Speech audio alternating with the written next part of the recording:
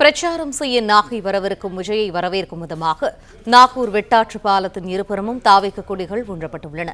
இது தொடர்பான மேலும் விரிவான தகவல்களை எமது செய்தியாளர் யுவராஜ் வழங்க கேட்போம். யுவராஜ், என்னென்ன மாதிரியான ஏற்பாடுகள் செய்யப்பட்டிருக்கு விஜயை வரவேற்க? விரிவான தகவல்கள் என்ன? வணக்கம். தமிழக வெற்றி கழக தலைவர் விஜய் இன்று நாகப்பட்டினம் மாவட்டத்தில் பிரச்சாரம் மேற்கொள்ள இருக்கின்றார்.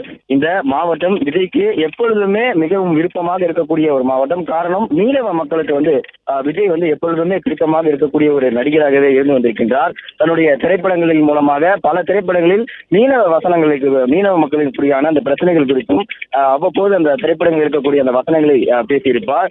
அது மட்டுமல்லாமல் மீனவ மக்களுக்காக தொடர்ந்து பல அறிக்கைகளையும் வெளியிட்டும் அதே போன்று இந்த மீனவ மக்களின் பிரச்சனைகளுக்கான அந்த தீர்வு காண்பது குறித்து பல அறிக்கைகளை வெளியிட்டிருக்கின்றார். அந்த வகையில் சமீபத்தில் அரியலூரில் நடந்த அந்த பிரச்சாரத்தின் பொழுதும் மீனவ மக்களுக்கான அந்த பிரச்சனைகள் குறித்தும் விஜய் பேசியிருந்தார். அந்த வகையில் தற்போது நாகப்பட்டினத்திற்கு பிரச்சாரத்திற்கு வரக்கூடிய விஜயை வரவேற்பதற்காக இங்கே நாகூரில் இருக்கக்கூடிய அந்த வெட்டாற்று பாலத்தில் தமிழக வெற்றி கழகத்தினரால் விஜயை வரவேற்பதற்காக பிரம்மாண்டமாக இந்த மீனவ படகுகளை அணிவகுத்து இங்க இருக்கக்கூடிய அந்த மீனவ மக்களால் விஜயை வரவேற்பதற்காக அந்த ஏற்பாடு செய்யப்பட்டிருக்கின்றது.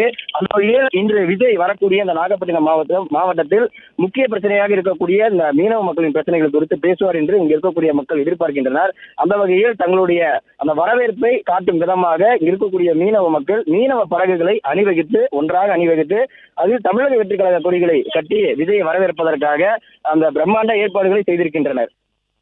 பிளே ஸ்டோர் மற்றும் ஆப் ஸ்டோரில் இருந்து பாலிமர் செயலியை QR கோடு மூலம் பதிவிறக்கம் செய்யுங்கள். செய்திகளை உடனுக்குடன் பெறுங்கள்.